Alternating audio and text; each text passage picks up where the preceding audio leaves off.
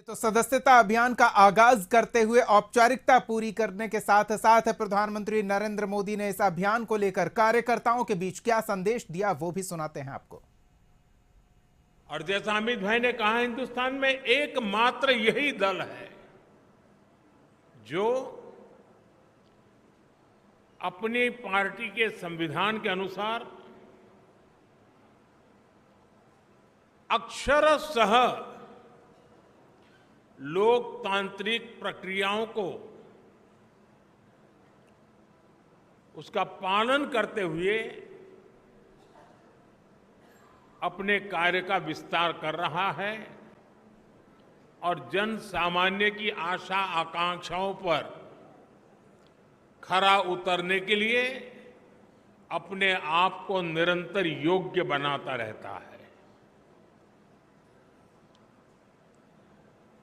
ये दल ऐसे ही यहां तक नहीं पहुंचा है, अनेकों पीढ़ियां खप गई है। वर्तमान पीढ़ी के अनेक कार्यकर्ता हैं जिनके नाम भी नहीं जानते होंगे। ऐसे लोगों ने अपना जीवन खपाया, तब जाकर के ये दल लोगों के दिलों में जगह बना पाया है।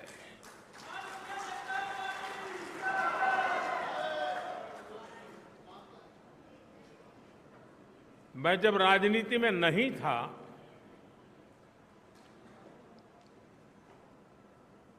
उस जनसंघ के जमाने में बड़े उत्साह के साथ अपने कार्यकर्ता दीवारों पर दीपक, उस समय जनसंघ का निशाना था, उसको पेंट करते थे। और कई राजनीतिक दल के नेता अपने भाषणों में मजाक उड़ाते थे कि दीवारों पर दीपक पेंट करने से सत्ता के गलियारों तक नहीं पहुंचा जा सकता, ऐसा कहते, मजाक उड़ाते थे। हम वो लोग हैं जिन्होंने दीवारों पर कमल पेंट किया, लेकिन इतनी श्रद्धा से पेंट किया कि विश्वास था ये दीवारों पर पेंट किया हुआ कमल कभी न कभी तो दिलों पर भी पेंट हो जाएगा।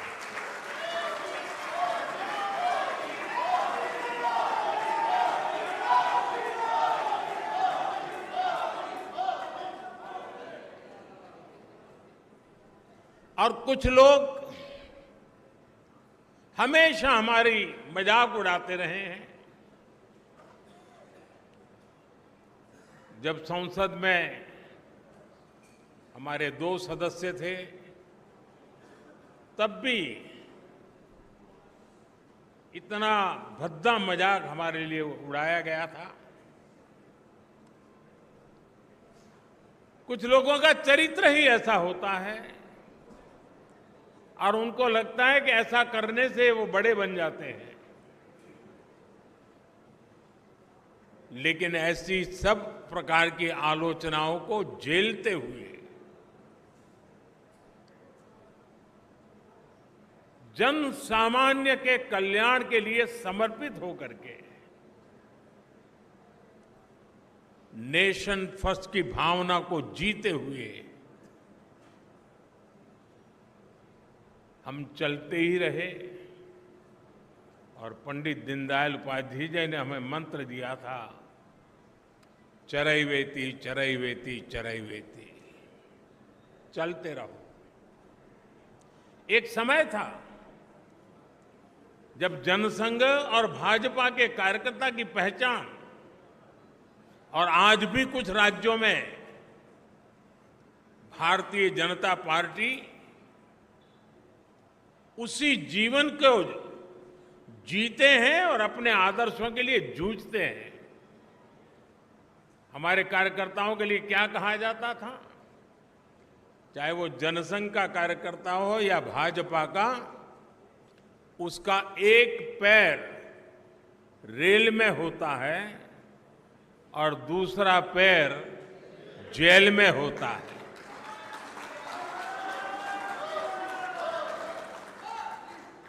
रेल में इसलिए कि भारतीय जनता पार्टी का कार्यकर्ता निरंतर भ्रमण करता था, प्रवास करता था, जहां भी उसको जाना होता वो दौड़ता रहता था और समाज की समस्याओं के समाधान के लिए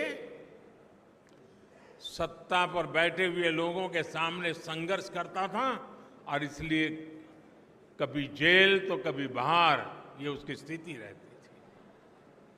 मुझे याद है करीब 50 साल पहले की बात होगी, जनसंघ के लोग अहमदाबाद में सत्याग्रह कर रहे थे और एक अपनी कार्यकर्ता बहन जो जेल गई थी, करीब करीब 1 महीना लोग सब जेल में रहे थे सिर्फ आंदोलन करने के लिए, और उसकी गोद में 9 महीने का बच्चा हाथ में लेकर के वो जेल में 1 महीना गुजार करके आई थी। ऐसे जुल्म सह करके ये पार्टी यहां पहुंची है।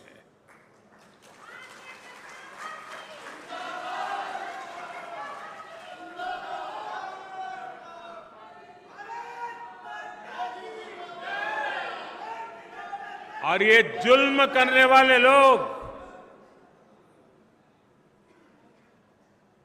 एक छोटे से जुलूस को भी स्वीकार करने को तैयार नहीं होते थे, जेल में बंद कर देते थे। सत्ता का नशा उतना था उनको। साथियों, मैंने सालों तक संगठन में ही काम किया है। मैं भी कभी इसी प्रकार की बैठकें लिया करता था, दौरा किया करता था, सदस्यता अभियान का हिसाब किताब किया करता था और मेरी ट्रेनिंग इस काम के लिए प्रमुख रूप से हमारे माननीय सुंदर सिंह जी भंडारी जी ने की थी और वे इस विषय में बहुत आग्रही रहते थे। थोड़ा सा भी वो इधर उधर स्वीकार नहीं करते थे।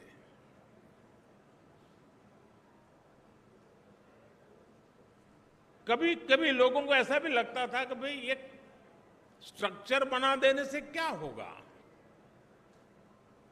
लेकिन आज हम देख रहे हैं कि उसी स्ट्रक्चर ने देश के आशा अपेक्षा को पूर्ण करने के लिए एक माध्यम बना दिया।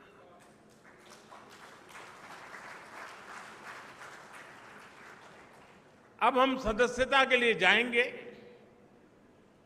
साथियों, ये सदस्यता कर्मकांड नहीं है। हमारे लिए सदस्यता यानी अपने परिवार का विस्तार है। हमारे परिवार में अगर किसी का जन्म होता है तो जितनी खुशी होती है, हमारे परिवार में शादी कर करके कोई बहू आती है तो परिवार के विस्तार का जो आनंद होता है, वो आनंद बीजेपी में जो कोई नया सदस्य बनता है, परिवार के विस्तार का आनंद होता है।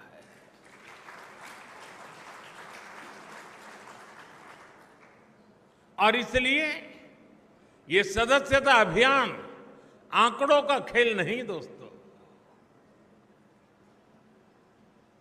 कितने नंबर हम पार कर जाएंगे ये नहीं है। ये सदस्यता अभियान एक पूर्ण रूप से वैचारिक आंदोलन भी है और भावनात्मक आंदोलन भी है। और हमने संगठन की गाड़ी को उस पटरी पर दौड़ाना है जिसमें वैचारिक धार भी हो और भावनाओं से भरपूर भी हो, क्योंकि हमारी भावनाएं देशभक्ति से प्रेरित है। मां भारती के कल्याण के लिए, 140 करोड़ देशवासियों के कल्याण के लिए ये जो सदस्यता अभियान होगा, संगठन की रचना होगी, बूथ कमेटियां बनेगी। पहले हम सदस्यता अभियान करते थे और अब सदस्यता अभियान करें, कुछ चीजें हम नए तरीके से सोच सकते हैं क्या? जैसे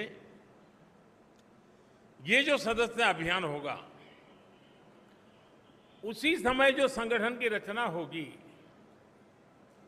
उसी कालखंड में विधानसभाओं में और लोकसभा में 33% रिजर्वेशन लागू हो गया होगा।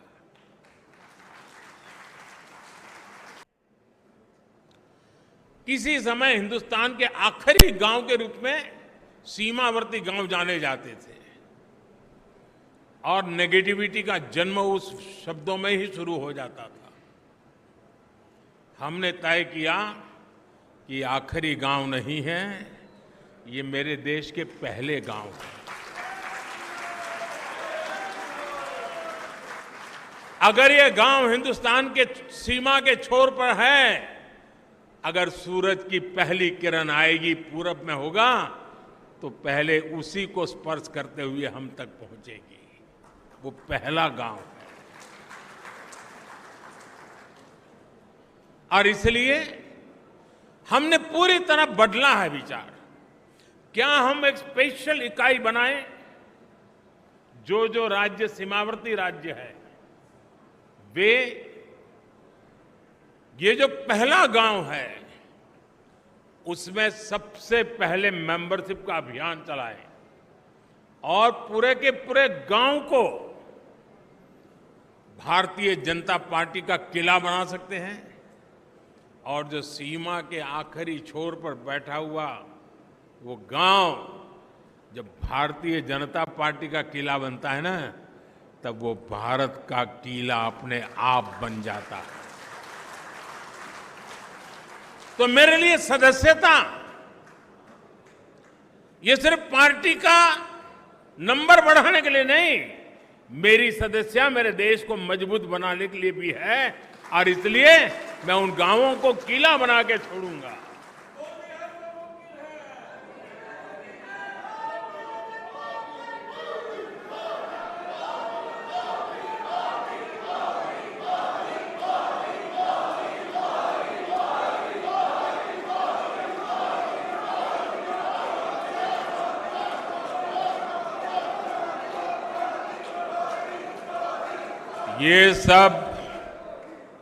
ये सब मुमकिन है लाखों कार्यकर्ताओं के तपस्या के कारण।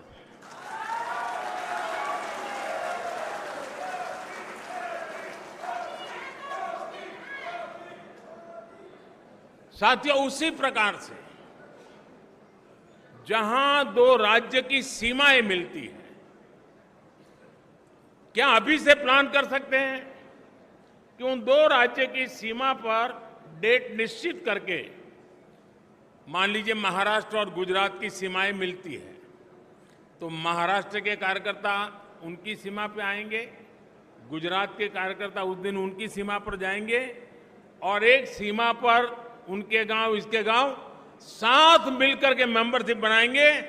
महाराष्ट्र का गांव होगा, वहां गुजरात के लोग भी नजर आएंगे, गुजरात का गांव होगा, महाराष्ट्र के लोग नजर आएंगे और उस स्टेट के बॉर्डर के सभी गांवों को मैं कवर कर सकता हूं।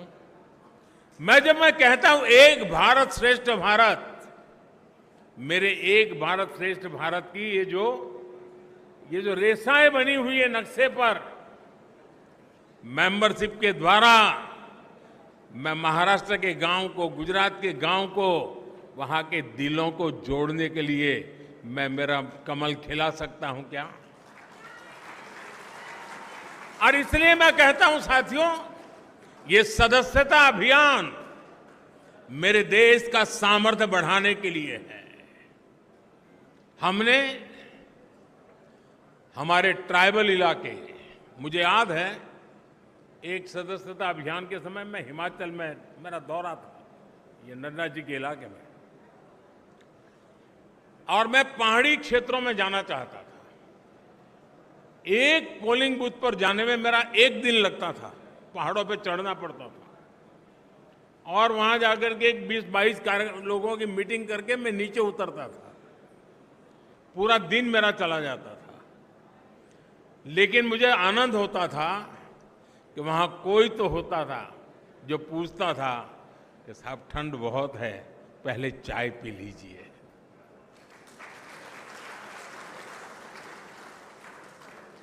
यानी किसी ने तो तपस्या की थी, किसी ने तो मेहनत की थी। क्या हमारे जो ट्राइबल बेल्ट है उसमें दूर दराज के जो क्षेत्र हैं उसमें भी अभी जैसे आपने देखा होगा पीएम जनमन योजना शुरू की है। ये पीएम जनमन योजना हमारे आदिवासी क्षेत्रों में भी ऐसे ऐसे इलाके हैं, ऐसे ऐसे समूह हैं जहां व्यवस्थाएं इतने सालों के बाद भी पहुंच नहीं पाई थी। हमने पीएम जनमन योजना बना करके स्पेशल एफर्ट शुरू किया है। वो पॉलिटिकल वोट बैंक की ताकत नहीं है क्योंकि बहुत छोटी संख्या में है, लेकिन साथियों अगर उंगली का नाखून भी पक जाता है ना तो पूरे शरीर में दर्द होता है। वो भी तो मेरा शरीर के हिस्से हैं। वो दुखी हो, वो दुखी हो, पीड़ित हो, मेरे देश में मुझे भी उसकी पीड़ा होती है। इस पीड़ा का अनुभव करते हैं तब जाकर के पीएम जनमन योजना जन्म लेती है। सरकार तो पहुंचेगी, रोड भी बन जाएंगे, बच्चों का स्कूल में एडमिशन भी हो जाएगा, लेकिन कमल कौन खिलाएगा?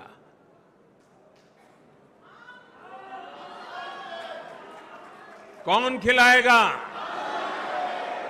और इसलिए साथियों हम इस प्रकार से फोकस करके इन समाजों तक हम पहुंच सकते हैं क्या? आज देश में वो लोग जिन्होंने 3-3, 4-4 पीढ़ी में पक्का घर नहीं देखा था, जिनका कोई अता पता नहीं था, वो झुग्गी झोपड़ी में जिंदगी गुजारते थे, वो फुटपाथ पे जिंदगी गुजारते थे, आज यहां तो कल वहां, ऐसा ही उनका बसेरा हुआ करता था। ऐसे 4 करोड़ परिवारों को हमने एड्रेस दिया है।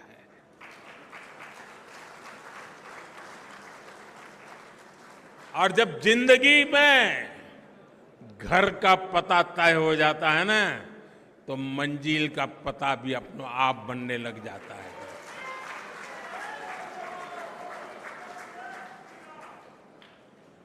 जिनको घर मिला है, जिनकी जिंदगी में अब अपना एक स्थायी पीढ़ियों के बाद 4-4, 5-5 पीढ़ी में कभी उन्होंने पक्के घर में जिंदगी नहीं गुजारी होगी,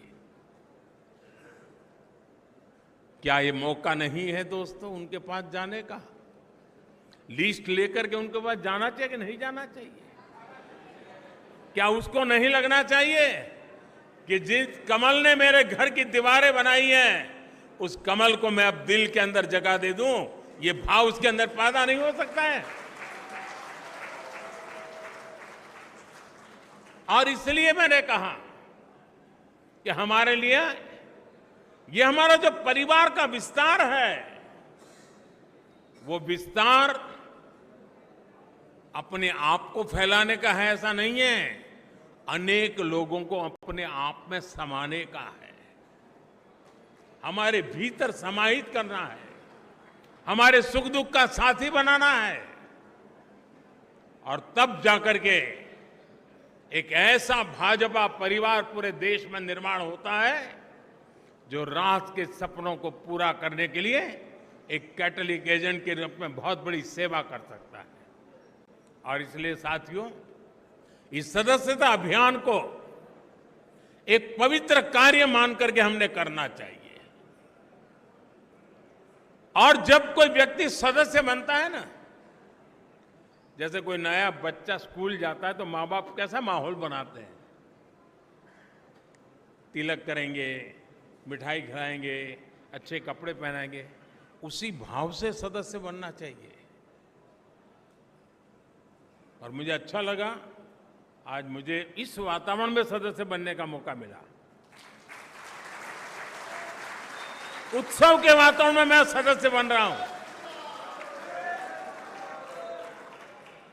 हम भी सदस्यता अभियान को उत्सव में परिवर्तित करें। सामने वाला हमारे परिवार में जुड़ रहा है, मतलब हम बड़े गौरव अनुभव कर रहे हैं कि आप हमारे यहां आए। हमें ये भाव नहीं लाना चाहिए कि हमने उपकार किया है तुम्हें मेंबर बना के, नहीं। आपने देश हित के लिए आगे आए हैं, हमारे लिए गौरव की बात है। आप हमारे एक साथी बन गए हैं जीवन में, इससे हमें और क्या धन्यता चाहिए। साथियों, आज जो 18-20 साल की उम्र के लोग हैं, उन्होंने वो अखबार नहीं पढ़े हैं जिसकी हेडलाइन हुआ करती थी कि आज इतने लाख का घोटाला हो गया, आज इतने करोड़ का घोटाला हो गया, आज ये हो गया, ये हो गया, ये हो गया। आज जो 18-20 साल के बच्चे हैं, उन्होंने ये पढ़ा नहीं है। उन्हें पता नहीं है कि 10 साल 11 साल के पहले देश की हालत क्या थे। उसने एक नया हिंदुस्तान देखा है और इसलिए उसके सपने भी वहीं से शुरू हो जाते हैं और तब जाकर के हमारी जिम्मेवारी अनेक गुना बढ़ जाती है। क्या हमारा दायित्व नहीं है कि 18 से 25 साल की एक पूरी पीढ़ी को टारगेट करके, प्लान करके भारतीय जनता पार्टी से जोड़े, ताकि उनको भी पता चले कि उनके माता पिता ने कितने बुरे दिन देखे थे, उनके माता पिता कितनी मुसीबतों से गुजरते थे। एक टेलीफोन का कनेक्शन लेने के लिए उनको एमएलए एमपी के घर में चक्कर काटने पड़ते थे। एक गैस का कनेक्शन लेने के लिए उनको सालों तक इंतजार करना पड़ता था। कभी बिजली का कनेक्शन नहीं मिल पाता था, अंधेरे में जिंदगी गुजर जाती थी। बच्चों के लिए पढ़ाई का प्रबंध नहीं था। 18 से 25 साल के उन हमारे देश के बेटे बेटियों ने अपने मां बाप की मुसीबतों से गुजरते थे, जिंदगी जीते थे, उससे वो अनभिज्ञ है। भारतीय जनता पार्टी के कार्यकर्ता का काम है कि उसको भारतीय जनता पार्टी में हमारा मेंबर बना करके, साथी बना करके, उसे हम कहां से कहां देश को ले गए, ये आत्मविश्वास से भरने की जरूरत है। साथियों, 18 से 25 का उम्र का व्यक्ति मेरे लिए भाजपा के मतदाता जैसे सीमित स्वार्थी विचार से मैं उसकी चर्चा नहीं कर रहा। मेरे सामने 18-25 साल का उम्र का नौजवान, वो मेरे 2047 के सपने का सबसे बड़ी शक्ति का स्रोत है। 2047 में मेरा देश विकसित भारत बनेगा। आज जो 18, 20, 22, 25 साल का नौजवान है, वो उस समय 50 साल का हुआ होगा। उसकी जीवनी की सबसे ऊर्जावान समय देश विकसित भारत की यात्रा में होगा। उस समय उसकी जीवन की यात्रा चलती होगी। एक इतना बढ़िया संयोग होगा कि उसका सामर्थ्य हमें विकसित भारत बनाने के सपने पूरे करने में काम आएगा। और इसलिए विकसित भारत के सपने पूरे करने के लिए जिस सामर्थ्य की मुझे जरूरत है, वो 18 से 25 साल का मेरा नौजवान है। उसे हमने इस विचार से जोड़ना है, नेशन फर्स्ट के लिए, जीने के लिए जोड़ना है।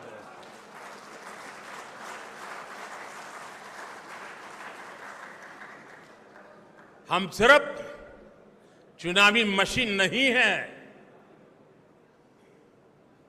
हम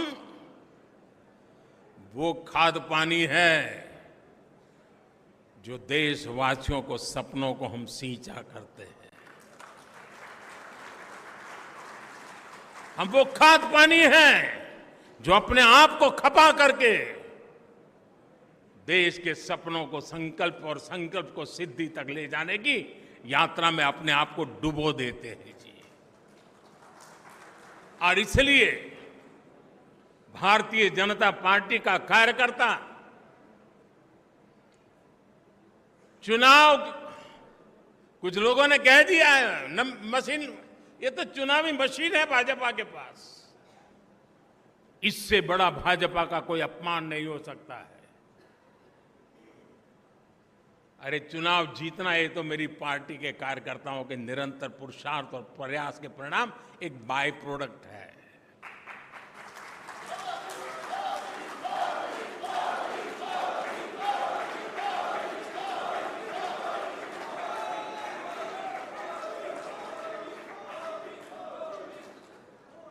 और इसलिए साथियों, हमें निरंतर नई पीढ़ियों को भी तैयार करना है।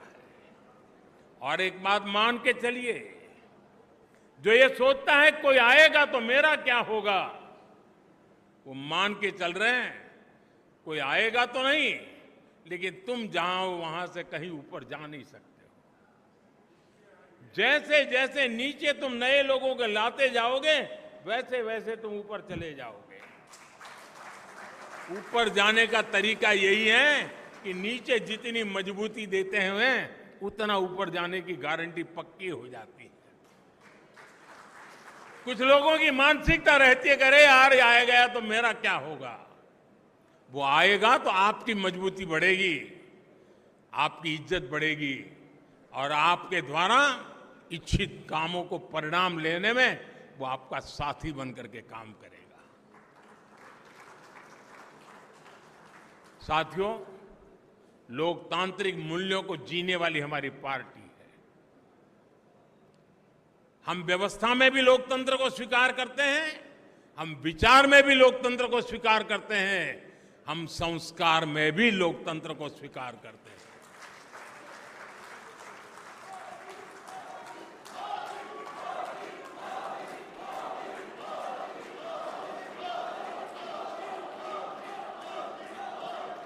हमारा ये सदस्यता अभियान उस नई ऊंचाइयों को पार करने वाला बने,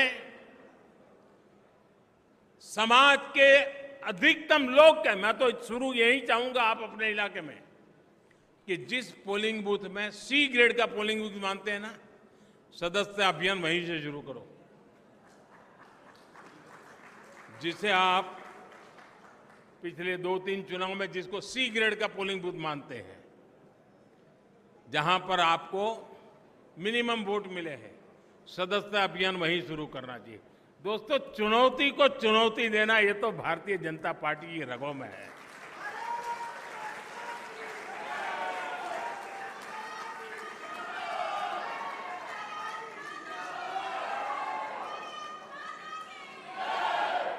जहां सरलता है, जहां स्वीकार्यता है, जहां सम्मान है, आदर सत्कार है, वहां तो मेंबरशिप करना आसान हो जाएगा, उसको करते भी रहना है। लेकिन जहां चुनौती है वहीं दिलों में कमल खिलाना है।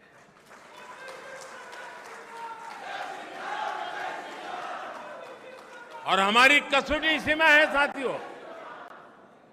आज देश के गरीब का सबसे अधिक विश्वास हमारी नीतियों में है, हमारे निर्णयों में है, हमने लिए हुए रास्ते से मिले परिणामों में है। और इसलिए हमें उस सामर्थ्य के साथ आगे बढ़ना है। मुझे पक्का विश्वास है नड्डा जी के नेतृत्व में पार्टी की संगठन की शक्ति पूरी तरह लगी है, तब ये सदस्यता अभियान पुराने सारे रिकॉर्ड तोड़ेगी। ये सदस्यता अभियान अनेक नए बूथों तक पहुंचेगी। ये सदस्यता अभियान देश के सबसे पहले गांव है, वहां पर भाजपा का झंडा हम यहां से देख सके ऐसे बनेगी।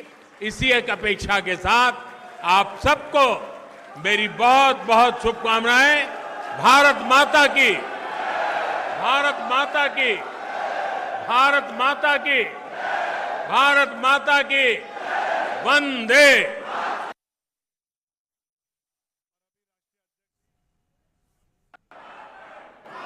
वंदे वंदे वंदे वंदे वंदे वंदे वंदे वंदे।